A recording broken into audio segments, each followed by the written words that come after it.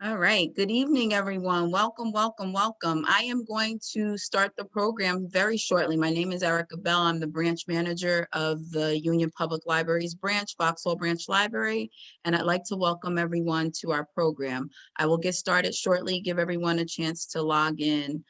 We will start in about 2 minutes. 2 minutes. Thank you all for joining us for our Black History program.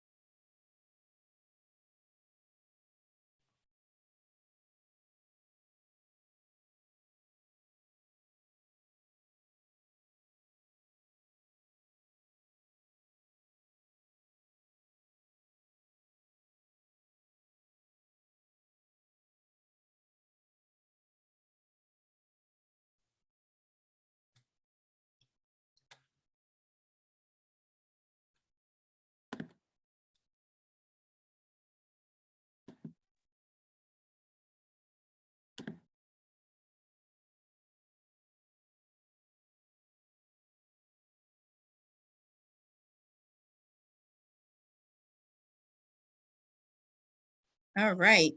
Because we are running on a limited schedule, I am going to get us started. On behalf of the Union Public Library, I would like to welcome you to tonight's program. Again, I thank you all for joining us. My name is Erica Bell. I am the Vauxhall Library branch manager, and this program was put together in an effort to bring some joy and some history and some light into our lives during Black History Month. Daryl and I have worked together on some projects, and I'm grateful to him for um, his willingness to pull this program together. Tonight's program, Magical Music, celebrating iconic Black cinema soundtracks. And as I just mentioned to Daryl a couple minutes ago, it is really something wonderful to come together and talk about something that brings so many families, so many people together, and that is music. I'm going to turn this program over to Daryl so that he can get us started. And on behalf of the Union Public Library, I'd like to thank you all for being a part of tonight's program. Thank you so much, Erica. Thank you so much. Hey, everybody. Happy Black History Month. How y'all doing? Listen, you don't need your camera, so you can turn your cameras off until we get to the question and answer portion. But I do want us to get this chat lit. It's Black History Month. I want to start with a celebration. Go in the chat right now and just type Happy Black History Month. Let me see it. If you want to shout out where you are, where you're watching from, where you're joining us, we are celebrating our Blackness, our culture, our artistry, our history. We are going to have an awesome time for the next 50 minutes. Hi from West Orange. Happy Black History Month, everyone. Again, you don't need your camera. You can cut your camera feed unless you want to come on and co-host with me. You're welcome to do that as well. Happy Black History Month, everybody. Welcome to Magical Music, celebrating iconic Black cinema soundtracks. Again, my name is Daryl Stewart. I'm honored to be the curator and the moderator for tonight's conversation. We have an incredible panel for you. So I want to jump right in. Hey, Aaron Bush, happy Black History Month from downtown Newark. Woo! A happy Black History Month. I want to get into introducing our panelists. So first things first, happy Black History Month. We got that. Second, I want to thank you, the audience, for taking time out of your busy lives to come and celebrate and be a part of this special experience. Someone from Texas is here. Texas is in the house. So I'm going to start by saying thank you, Erica. Thank you, Union Public Library. Shout out to Vauxhall, the 908. I'm so excited. Now listen, we only have 50 minutes, y'all. So we're not going to be able to touch each and every single soundtrack. So when we get to the point where we shout out our favorite soundtracks, if we don't get to yours, feel free to put it in the chat, okay? Hold space for your favorite iconic Black cinema soundtracks. And I would love for us to create a hashtag tonight, hashtag magical music, where we reflect on our favorite soundtracks from Black cinema. All right, so let's get to our panelists. First up, we have Dr. Hettie Williams. Dr. Hettie is a writer, cultural critic, and assistant professor of African American history at Monmouth University. Please welcome Dr. Hettie Williams. We also have George Fontenette, from New Orleans, composer, producer, trumpeter. He has composed and produced music for shows like Medea's Family Reunion, Blackout, and The First 48. He is also a professor. He teaches at Union County College, and he has also taught at the New School in New York City. Hi, George. Thank you for being here with us. Thank you. Last but not least, we have Keyaira Boone. Keyaira is a writer, columnist, and arts advocate. She contributes regularly at Essence Magazine, Insider, and Hello Beautiful, interviewing big names in Black talent and entertainment, including Timberland, Kelly Rowland, Swiss Beats, and even Candy Burris. I have to also shout out Keyaira. She and I both attended Union High School. Welcome, Keyaira. Good to see you. Thank you. I'm happy to be here. It's good to see you too. Can you all hear me okay? Yes. Awesome. So I see the chat is lit up. People are engaging already. I'm super excited. Let's keep that going. Let's jump right in, shall we? Let's go to the first slide. George, Yes. You are a composer, right? You are a musician, you're a composer. Right. When we think about film composition, what's the easiest way to explain how we choose music for films? How does that process even take place? What does it look like? How long does it take? Who's involved? A lot of people involved with the soundtrack. First and foremost is the director, right? His vision. You may have some input from producers, maybe a music supervisor, but everybody's taking their cue from the director. That vision that is that world that we're trying to create, right? You already know it's a world of make-believe. So what we're trying to do musically is manipulate emotions, right? Love, hate, happiness, sadness, loneliness, jealousy, revenge, and then the mental states. You manipulate that so that you bring an air of believability, right, to the world that you're trying to paint a picture for, right? Trying to create. A lot of this stuff has already been coded. It's already part of the fabric of our everyday lives. Like we take certain things at face value. For instance, if we want to associate somebody with the street, instantly give them street credibility, is going to be the sound of hip hop. Right? So traditionally, though, the orchestra has been the vehicle for film. Then we moved away from that, got into pop music in the 60s and the 70s. And then there was a return with Jaws. John Williams had kind of set the stage to reestablish the orchestra as the main vehicle. But we're slowly moving away from that again. While the orchestra is still a mainstay in terms of the strings, the technology has moved us, and then hip hop has ushered us into a new era where all things have to go through the filter of hip hop, the groove, and if it doesn't have rhythm and a rhythm that people can associate with, they don't want to hear it. It's not really going to connect with them, right? Awesome. So, now you usually get about 4 to 8 weeks to do the soundtrack, to create the music. For some films, it's longer. I was talking to Terrence Blanchard. He was saying guys like Harry Gregson Williams, they may get 6 months, right? We're not that fortunate. We're still like low men on the totem pole. If you're not an A-list Hollywood composer, then your time frame will be much shorter. That window will be much shorter. Like now I'm scoring, I have just begun to score Terror Lake Drive, the second season, which is going to appear on All Black, right? A streaming service. I don't have a whole lot of time to do it, but they added one more episode. So it's pressure filled. A lot of times I'm here for 3 days straight without sleeping, right? Wow.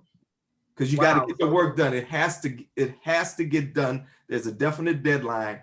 Nobody's taking excuses, because the alternative is they'll hire somebody else. Well, and we don't want that. So thank you for sharing, George. We have 4 movies up here. Shaft, 1971. Yes. Superfly, 1972. Claudine, 1974. Car Wash with Richard Pryor, the late, great Richard Pryor. Every Black person needs to know who Richard Pryor is. Car Wash, 1976. Dr. Hettie, George, Yes. Keyaira, what comes to mind when you see these movies, these titles? Dr. Hettie, what comes to mind? So I guess to put a little historical context to it, what is happening in the early 70s is the rise of the Black arts movement and the Black power movement, which really has its roots in the mid 60s. Thinking about Amiri Baraka's poem that is called Black Power or Black Art. And in that poem, if you haven't read it before, it's a very strong poem with strong words.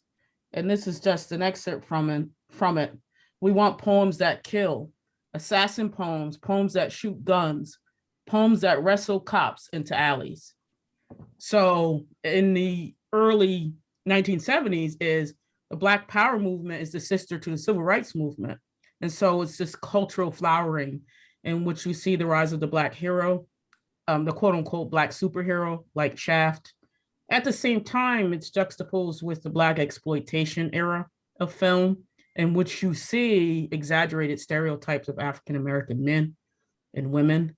But the Black arts movement is an attempt by Black filmmakers, musicians, and artists to try and redefine Black identity on film and everywhere in the arts and literature. And so looking at these films, it's in part of that context, but it's also a time in which Hollywood is searching for a new audience. And that audience will be African Americans. Hollywood doesn't do a good job of reaching out to African Americans, in that these are exaggerated stereotypes in some ways, in which they use as vehicles to try and reach out to a Black audience. And what was happening largely in Hollywood is the rise of the star system and the blockbuster. And this was an attempt to take a superstar like Sidney Poitier and structure the entire film around a personality. And you see that with Diana Ross, right? in the 70s, where she becomes, the sort of star that these films are structured around. Lady Sings the Blues with iconic soundtracks, Mahogany, and then later, which we'll talk about, The Wiz.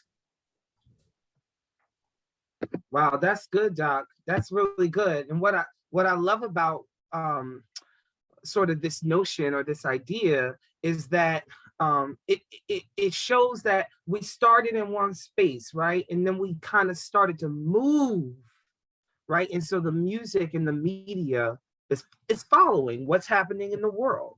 Mm-hmm. Keyaira, you want to chime in on this? Keyaira, which, if any of these movies soundtracks do you love and why? I love the soundtrack to Claudine. And for me, I was thinking about what George was saying when he was talking about Jaws and bringing the orchestra back in. And I was at Martha's Vineyard this summer, and immediately when you get to that bridge where you see people jumping off because of Jaws all the time, that's a tradition people do every summer, the music comes in your head. And each one of these movies has that perfect needle drop moment, and it's spelled out a little bit more in the 70s than it would be later. Like in movies like the 90s, it was very more subtle. Something like Sweetest Thing on the Love Jones soundtrack is spelling out an emotion more than it is, articulating what's happening on screen. But those like obvious needle drops are always so fun to call back to later, especially when people are spoofing it. You know exactly the moment that they're talking about because it gives you a very unique feeling. And that's what I think about when I see these films. Right. I mean, George, I don't know if you want to jump in. I was just going to say, when I hear the Shaft theme, I feel like a Black superhero. I don't care where I am. I could be in the grocery store. I'll be like, doom, doom, doom, doom. Right. That is iconic. And I believe Isaac Hayes won an Emmy Award for that. Quincy Jones actually lobbied for him to win that because he knew he realized or recognized the significance of a Black composer being nominated at that time. Right. And that soundtrack was so powerful, the impact of it, that the Dirty Harry movie, Lalo Schifrin, copied this, right? He used this as a template for the Dirty Harry theme. Superfly, of course, I was too young to listen to that record, right? At least that's what my mom told me, but we still got a chance to hear it because the neighbor who babysat us, she had that record and she played it all the time. So we still got a chance to check it out, right? Claudine, I like that soundtrack, but I remember James Earl Jones, his performance in that, his voice just resonated, right, with me at that time. And then Car Wash, that was a feature vehicle for an R&B group called Rolls Royce, right? And that I love that as well. But all of these films, the music had an impact. I don't consider these films blaxploitation, right? These are films that I don't consider blaxploitation. Shaft, Black superhero, right? For me, he was like the James Bond, the Black James Bond, right? He just wasn't international yet until he got to Shaft in Africa. Right? That was something else. And by the way, I snuck in to a drive-through theater, right? A drive-in theater. Drive-in theater? In Los Angeles. In Los Angeles to watch Shaft in Africa. Well, we have a Black-owned one not too far from here, Moonlight Cinema, right downtown Newark, and they'll be reopening soon, and they have all types of things to do. So if you want to drive-in experience, you guys can go there. Oh, wow. Yeah. I missed that drive-in experience. That was, and during post-COVID, or while we still in it, that might be the move, right? Right. And so they actually, Moonlight Cinema actually launched last year in the middle of the pandemic, and That was my first time, I know for me, ever going to a drive-in theater. I went with my friend Maxine Lyle, who's in the chat. Hey, Maxine. We went to a drive-in theater, and it was the coolest experience. And it's safe, right? It's COVID safe. I think that's the terminology that we use, right? Yeah, right. So I love all of these movies for different reasons, but I got to tell you all. Now, there's one film I think we're leaving out. Which one is that, George? Melvin Van Peebles, Sweet Bags Badass Song. Mm-hmm. Because he was, I believe, the first Black man to write, star in, produce. He did everything. And in that film, he uses a novice band, Earth, Wind, and Fire, right? So he's the guy who discovered Earth, Wind, and Fire. Okay, George, put his name in the chat for me, because I need to look him up. It's like he was Tyler Perry before Tyler Perry was Tyler Perry. Yeah. Right. Mm-hmm. Okay, all right, cool. All right, I need his name in the chat. All right, cool, let's keep going. I want to be mindful of time, so we're going to move on to the next slide. We got a little clip for y'all. Let's see if we can get this clip to play.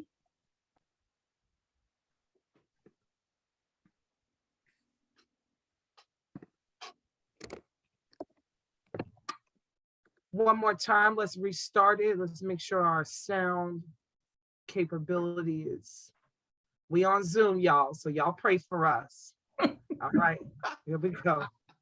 Let me see. Let me see if I'm doing something here in the corner. I'm gonna press play again. Let me bring it back. All right, let's see. We tested it, so let's go.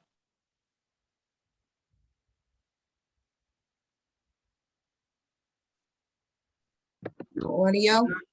Nothing on my end. Yeah, nothing here. Okay. The But setting.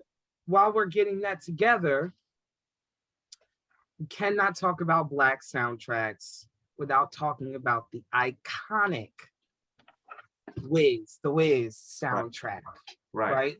Now, what's interesting about the Wiz is that the Wiz was not necessarily a commercial box office success, Right. but the soundtrack is considered a bit of a cult classic among Black folks.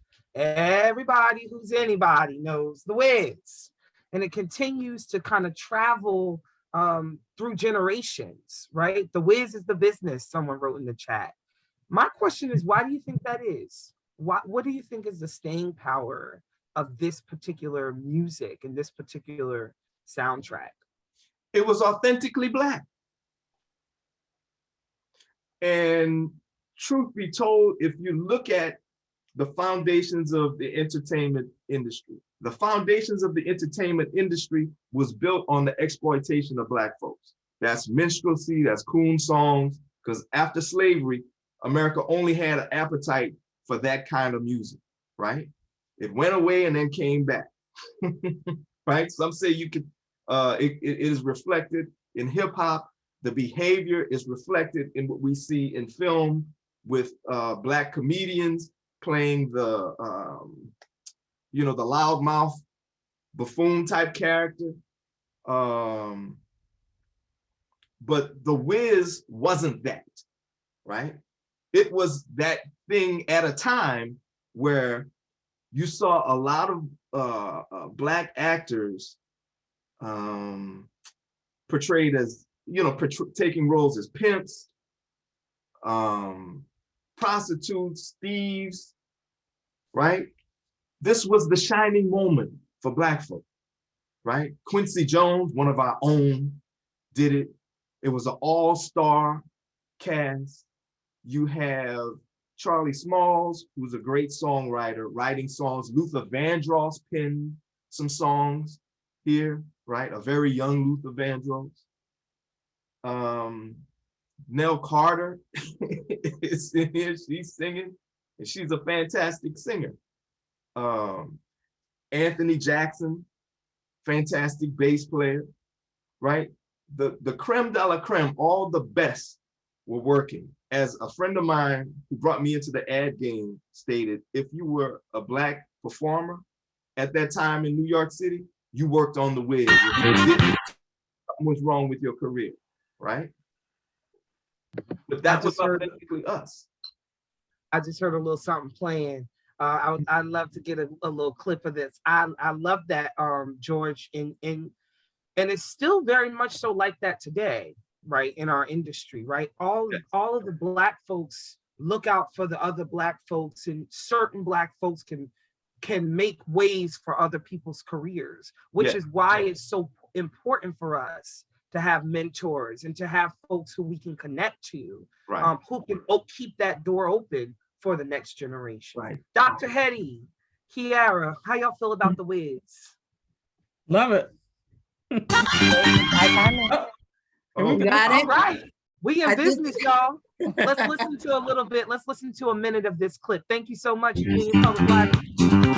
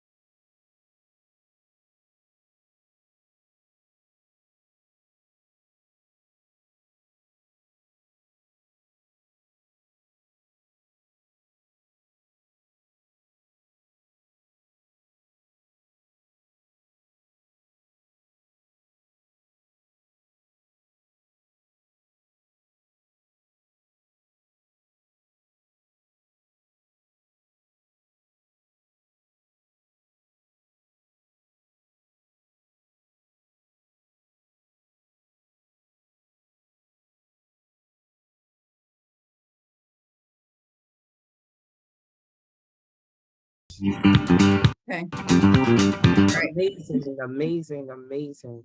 Dr. Hettie, Keyaira, what goes through your mind when you hear that good? My first thought is substitute teachers. That means we about to watch a movie in class. Great. And it's gonna be lit. Like, that's my first thought. When that VCR comes out, you know you probably gonna watch The Wiz. Mm. Yeah, it's a music that's so recognizable. You immediately start to move when you hear it.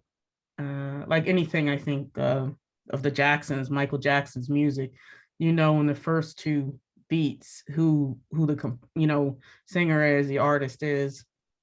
I mean, it's that iconic, I think, to listen to. And it's another example of what I was talking about in terms of the star system that's structured around Diana Ross. Those three movies that she has, from Lady Sings the Blues to Mahogany and then The Wiz, that's the Hollywood studio star system in ways that are built around a particular star. Because Hollywood's competing with television, the rise of television. And artists are becoming more independent, where they don't have to work for one studio, they could move around. So the very system then is starting to get structured around certain individuals that you see with the case with Diana Ross, and then later, and to an extent, with Whitney Houston in the 90s. She kind of takes that place that Ross has. Whitney Houston. Just shout out to Whitney. Yeah. Shout out to Whitney Houston. Shout out to The Voice. Shout out to Whitney. Mm-hmm. We're going to get to her. It's Black self-determinism too. And we haven't said a lot about Black love, what we see in Mahogany, because what Hollywood realizes is that Black audiences will go to Black films to see Black people. So initially they're putting out, very stereotypical images of Black people. And because Black film is a signifying, endeavor, what Black writers like Mario Van Peebles do with those films is they start to speak back to those stereotypes within the context of Black exploitation. They push back, like the film Blackula, right? The African-American star in there says, well, he has to be a prince and he has to fight back against the police. Love it. Thank you, Doc. That's good stuff. You're feeding us tonight, Doc. Keyaira, did you want to add anything to this when you think about the Wiz? The good Doc took care of it in terms of the Wiz, but the only thing that I thought was about Black fantasy. So many times we see fantastical films made or a book series published, and they don't always include Black people in them. I remember there was a huge thing with the Hunger Games came out, and one of the characters, even though the book described her as dark skinned, a lot of people were surprised to see a young Black girl in the role. And I think that the Wiz gave a lot of Black audiences the opportunity to see themselves in a fantastical world and to relate to what was happening and enjoy themselves and sort of lose themselves and without losing their Blackness. And I think that that's something that all children and moviegoers should have a chance to do. Wow. Look at this panel. Y'all go in the chat and show some love to these panelists. They're doing an excellent job. Let's go to the next slide, Union Public Library. We're gonna go now to, I believe, Purple Rain. We're gonna move to Purple Rain. Now, I gotta tell y'all, I think I'm Prince in my head. Okay, I just, if I could be any other person, I would want to be Prince. Now let's talk about this film. Purple Rain is recognized as one of the most iconic films and soundtracks of all time. Okay, but we got to talk about Prince if we're going to talk about Purple Rain and what he means to Black folks and what this sort of film and soundtrack meant. It didn't sound like gospel. It wasn't musical theatery. It was much. So what is Prince's influence in the Black culture? And how did Purple Rain and Prince sort of shift the idea of what a Black man could do and be? Well, at the time, right, Prince emerges in 1978. Soft and Wet. That's his first tune, right? And I remember that because I was into Rick James. I love Prince too, but Rick James was my guy. And for some reason, they pitted them against one another. Prince brought a certain kind of virtuosity to music on guitar, piano. He played everything on that first record. He sang everything. He played all the instruments. That's all him. And it's an incredible record. That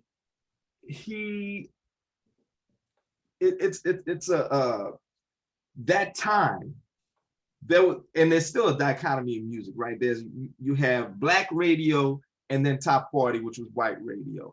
Moving from Louisiana to the Midwest, right? Minneapolis, you're not getting Black radio. And so that's what he had to listen to, and he grew up adapting to that. Had he stayed in Louisiana, I mean, I don't think he would have that sound. That Minneapolis sound was due to those people in the Midwest not having Black radio, having to listen to pop music, but putting their thing on that. And I think that's the secret to the Minneapolis sound. Thank you, George. I think that there is no pop music without Black people. Right now, hip hop is the most #1 popular genre across the world, and all pop music has hip hop influence to it. And a big part of that is somebody like Prince, who refused to be put into a box. And even what they call Black radio is just the music that they do before pop music, and people steal it and co-opt it to turn into what they are. So in terms of Prince and expanding what a Black man can be, I don't think we get a Young Thug if there's no Prince.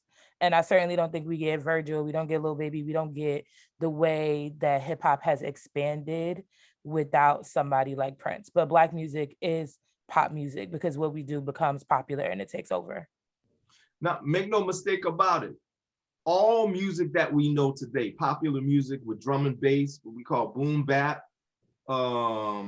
kick and snare, that all comes out of New Orleans, Congo Square specifically, right? Because slaves in New Orleans, not any other place, in New Orleans, were allowed on Sundays to trade goods and play instruments. That's the significance of Congo Square. That's why we get out of that bamboo rhythm that you find in Gullah Geechee culture. You also find it in Nigeria and in Ghana. It's bamboo, bamboo. In New Orleans, that feels differently.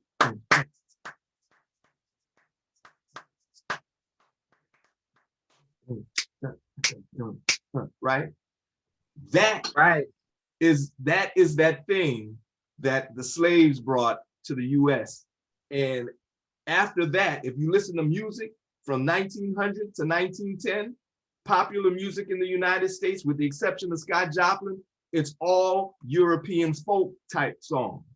When 1920 hits, everything has the swing pattern, right? That's because Black folks started moving because of the Great Migration, moving up the Mississippi, right? St. Louis first, Kansas City, and ultimately Chicago.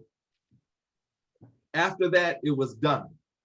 All music had that swing pattern. That's the significance of New Orleans and Congo Square specifically. We would not have music as we currently know it existing without that. Thank you. Doc, in the interest of time, I'm going to move us on to the next piece. All right, so now it's getting good. In School Daze, Spike Lee's 1988 musical, we journey to a fictional mission college to follow Dap, the Jigaboos, the Wannabes, Dean Big Brother Almighty. The film features a glorious soundtrack with jazz, R&B, musical theater, inspired compositions by Bill Lee, Spike Lee's father. But it's the opening that I'd like to unpack. I'm Building Me a Home is an a cappella men's arrangement of a Negro spiritual performed beautifully by the Morehouse Glee Club. And while we're here, because it is Black History Month, shout out to all of the HBCU graduates, attendees, and supporters. If you went to a HBCU, put it in the chat right now. Put your shout out if you support a HBCU, if your cousin went, if your auntie went, put it in the chat because we need to support our HBCUs. My Home by the Sea, Hampton University. So let's get that going. Why do we think they chose this song to begin the movie with? And what does this say about our history? What does it say about HBCUs? And what does it say about the world, our world at that time? Let's check it out. Let's listen to I'm Building Me a Home.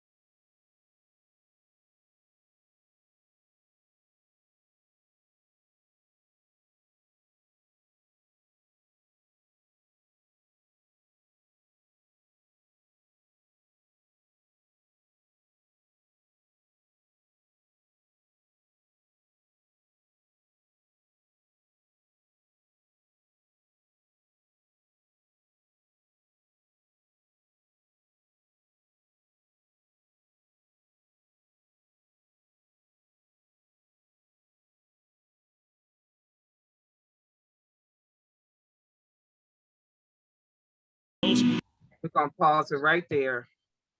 Dr. Hettie, why do you think Spike Lee started his film with this right here? I'm building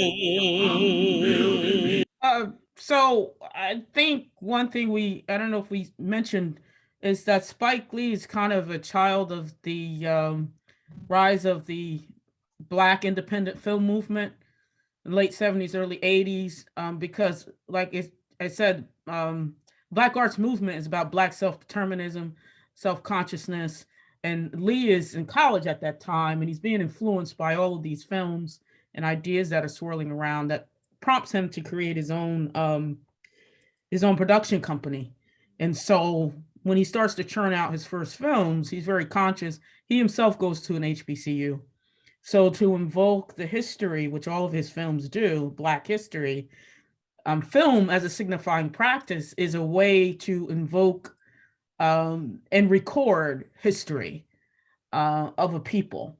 And so that's a part of what he's doing with School Daze, and really invoking, the Jubilee singers, the Negro spirituals, as they were called in the 19th century, associated with Fisk University and these historically Black colleges. So film itself is a way to record and document a people's history as a signifying practice, right? He's conveying something, right, through the use of this particular piece of music. And it is about Black self-determinism, as I said, and all of those things, Black consciousness. Beautiful. Thank you, Doc. Anybody want to add to this? Because we got to get into the 90s for a second now. Yeah. I was in college when this came out, and it had a profound impact on everybody that was in school at the time. Southern University, Baton Rouge. It had at that time it was the largest Black HBCU, over 10,000 students enrolled. Right.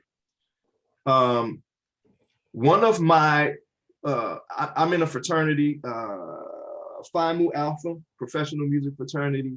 Branford Marcellus, who's from New Orleans and went to Southern University, was in this film, and he came back to Southern because Spike needed a drum line, right? And so they flew in the Southern University drum line to do all the drum stuff there. And it's interesting because my best friend, Donald Edwards, who I brought in to score with me, the project that I'm currently doing, he has the greatest stories about how, while he was pledging, Branford, who's a big brother, had him doing stuff on set, right? He has the greatest story. Some of the stuff is so wild, I can't even repeat it. But, at that time, I'm sure. At that time, think about, you have these beautiful actresses on set. Oh, okay, brother George. Okay, now we still on the public library platform. Okay. But I get it.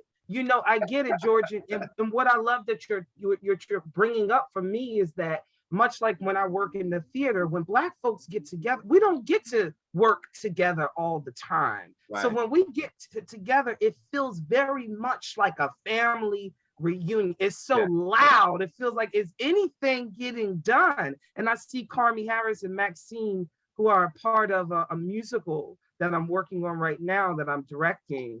And, sometimes the rehearsal is so loud, right? It's like, people probably wondering, are we even working? But that's what being Black is, right? Auntie can be in the kitchen frying fish, and mama over there sewing, and the daughter might be outside on the other side of the window, and they can all have a conversation together and clearly communicate. And that's just the magic of us. So I love that you bringing that up, because it is a great fraternity, being a Black artist, particularly at this time, but even now, right? Where we certain things we just get and we understand. So thank you for sharing that unbridled Black joy. Yes. Let's go to the next slide. We're going into the 90s now. I don't even know. I had to put all this up here. I didn't even know it was so much going on in the 90s. I couldn't. So I just threw up a couple, you know, because the 90s alone could really be its own discussion. But I do want to give Keyaira a chance to speak about the 90s, which is when Kiki and I came up. We can't talk about the 90s without talking about the great Whitney Houston. Whitney Houston lent her acting and her musical talents to iconic roles and soundtracks like Waiting to Exhale, The Bodyguard, and The Preacher's Wife. The Preacher's Wife, interestingly enough, is one of the best-selling movie soundtracks of all time. Much of that work was done by by the great Richard Smallwood. The 90s gave us some of the most beloved and iconic music of our time. Why do you think this time was so rich? Keyaira, why do you think this time was so rich? You know, when I think of Black film, I think of Waiting to Exhale. I think of Poetic Justice. I think of Love Jones. First, I think of House Party, right? Me and my brother and my cousin Salam, we watched House Party religiously. I thought I was Kid, and my cousin Salam thought he was Play. So You did the dance now? Oh, girl, you know I did the dance, honey. If you're not following me on Instagram, follow me on Instagram so you can see me do the House Party dance. I'm gonna do it this week in celebration. But Keyaira, why do you think this was such a rich time? So the 90s really saw an influx of Black creativity behind the camera. And I don't even think that you and I and our circle of creators, many of whom are in the chat. So thank you for showing up to support Union Public Library, a cause that's important to me and Daryl. I don't think that we could dream of being what we are without the 90s and without the way that Black creatives and also Black performers sort of jumped in the 90s and the 2000s to make the characters that they were portraying more authentic. Even when you have screenplays written by or movies composed by people who might not be from the background, they were able to speak up on sets and say what they thought was right, how they thought it should be. So many of the women and the men that you have on screen right now were uncredited writers on films and sort of uncredited consultants on the music, and really fought back when they thought that something wasn't authentic. And I think that made a huge difference, especially in a film like Poetic Justice, where the director did, you know, take in what his actors were saying and really go to younger people and ask them what music should be in the film. It had a difference. When everyone has a voice, you get a better end project. Completely agree. Multi-dimensional Black characters. They were robust, full narratives. I have to ask this question. So music is an important part of all films, right? Right.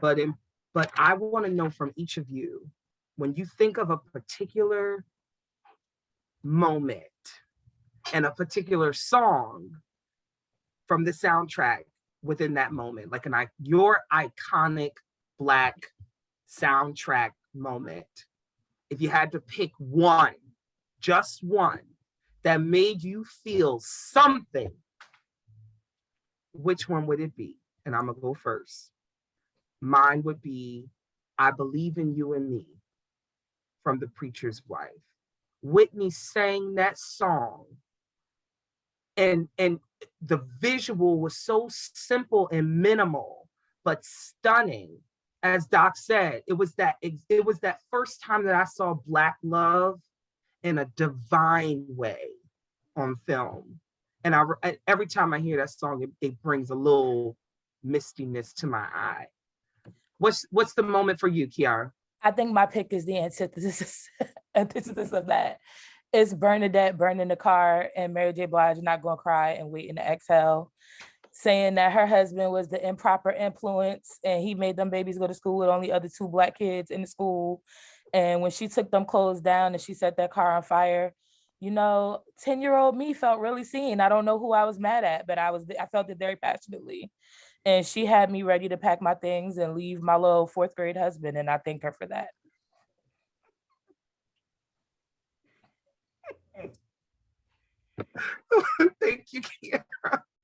everybody else. Oh man, I can't. How do you follow that one, right?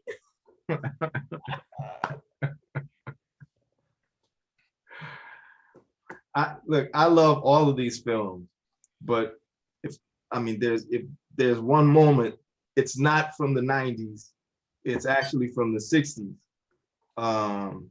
Cooley High, at the very end when Preach is at the grave and I'll Be There starts to play, I cry every time. Why you had to go there? Every time. Yeah, now that's a magical moment, George. Because That's a magical you're wondering, okay, what happens to the rest of the guys? And then, they're saying what happened, right? And but for Preach, you're imagining that he went out into the world and he fulfilled the promise that his friend could not, right? Yeah. Thank you, George. In the chat, I want to hear your favorite magical moment. I want you to put it in the chat for us. What about you, Dr. Hettie? I know it's a hard question. It is. I mean, I love the entire soundtrack to Waiting to Exhale, but I would say in The Bodyguard, I Have Nothing, because it's the point of the film where you find out that the two sisters, there's tension. I mean, I have three sisters, so when you argue with your sisters, and there's jealousy, there's rivalry, and all of that. And I think that song kind of evokes a lot of those feelings, in terms of tension within the family and between the sisters. Thank you for sharing. What about you, Erica? What's your magical moment? What's your movie magical moment where that song just nails that scene for you? I'm thinking about looking at this picture of the best man and that wedding at the end and how much fun they were having and enjoying, just having a good time. So I would say probably the best man. That moment kind of sticks with me because it brings me back to enjoying a good old wedding and having fun with family. So I would say the best man. Awesome. Thank you. In the chat, Aaron Bush's magical moment is the entire Love Jones soundtrack. It makes her feel grown and sexy and Black and wonderful. Anyone else want to put your magical moment in the chat or any other question that you'd like to lift up? We have just about 5 minutes, and I do want to give some folks a chance to ask a question. If they have something that they'd like to ask or share, something that they like or notice or wonder. While we're waiting for the chat, I just want to say, Dr. Hettie, George, Keyaira, this makes me feel so good, right? Talking about our history in this way. So thank you. I've learned so much tonight about our history and about the incredible journey that we've taken as Black folks. From back in the day when I was an embryo to now that I'm a 34-year-old single Black man living in Newark, New Jersey. So thank you all for being here tonight and thank you for your time. I really appreciate it. Are there any new upcoming movies that the panelists want us to look out for? That's a good question. Shout out to Emmanuel. Any upcoming movies that we need to look out for? We need to keep on our radar? Terror Lake Drive. All right. You heard it first, George. George, put that in the chat for us. The Romeo and Juliet soundtrack, Kissing You, Love and Basketball, Play for Your Heart, When Michelle Indicello, Fool of Me. Yes, Fool of Me. Oh my gosh. That moment from Love and Basketball is iconic. I have to also shout out Maxwell. You have to shout out Maxwell. So many moments, so many magical moments that the Juice soundtrack. Yes, Love and Basketball. Yeah. There are so many. Terror Lake Drive on All Black. It's coming up. Set It Off, the Set It Off soundtrack. Yes, there are so many. I hope that you all will continue this conversation. I hope that you all will remember that we are a fascinating, creative, robust, musical, gifted people. Our history does not start with slavery and it does not end with Maya Angelou. And I love Maya Angelou, but we got to talk about other things. So please We have Black History Month just started. Have these conversations. Use your platform and your social media and your classrooms, people. Use your community spaces to lift up our incredible history.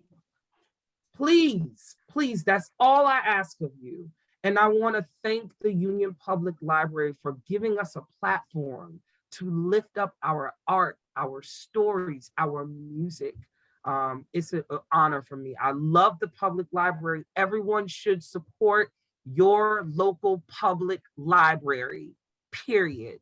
So if you enjoyed this program, write the library, tag them in a comment, send an email so that we can continue to gather in this way. That's my time. Thank you all so much. I'm passing it back to you, Erica. Keyaira, George, Dr. Hettie, stay Thank Black. you. Wow, wow, wow, wow. Thank you, Daryl, for putting, again, this wonderful program together to bring us together in a way where we're sharing and shedding light on our wonderful history. Again, on behalf of the Union Public Library, we would like to thank the panelists for participating today. I would also like to thank everyone that joined in on the conversation that we had today. It was a wonderful discussion, as I see that in the chat. It was a wonderful discussion. And again, on behalf of the Union Public Library, please check out our website, www.uplnj, for any upcoming events. And please feel free to reach out to us and make some suggestions for events. I am going to say thank you. And as Daryl said, to all my Black people, stay Black and enjoy. Happy Shout out to Black the History allies Month. too. Shout out to the allies. Yes, we Thank love, you for we supporting. love our Happy Black community. History Month to everybody. Everybody, yes, please enjoy. Have a wonderful evening, everyone. Thank you so much for joining us. Thank you, Erica. Thank you. Thanks, everyone. Thank you. Thanks. Thank you. Thank you.